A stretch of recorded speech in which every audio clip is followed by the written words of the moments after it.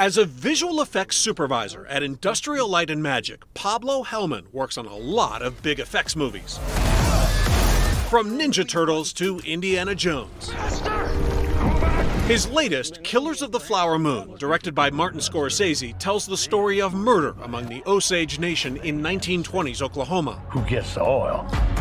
It's not your typical effects movie, but it is, Helman insists, an effects movie. I don't think anybody will know. Well, now they might because we're telling them, but normally the idea is that you don't see him. In fact, artists created a whopping 700 effect shots totaling 85 minutes, here digitally replacing modern buildings, later adding hundreds of oil rigs onto the landscape. The only thing that we shot was the car with the actors and then going through a field, an empty field. Even the hundreds of cows are mostly computer-generated. The real ones quit working when it got too hot. They just went for the shade, and there's no way to move them. So we have to end up doing CG cows. Visual effects supervisor Eunice Oozing says the so-called invisible effects in movies like these don't always get the credit they deserve.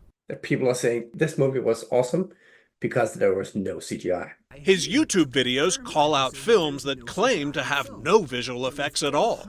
And everything you see in this film, obviously, it's for real. Top Gun Maverick, he says, actually has 2,400 effect shots and planes that are 100% digital. It's one of the many tools that a filmmaker has to create the images that they need to tell their story. And in this day and age, it is one of the most valuable tools. The effects in Killers of the Flower Moon are now competing for an Oscar nomination, up against films like Barbie and Aquaman.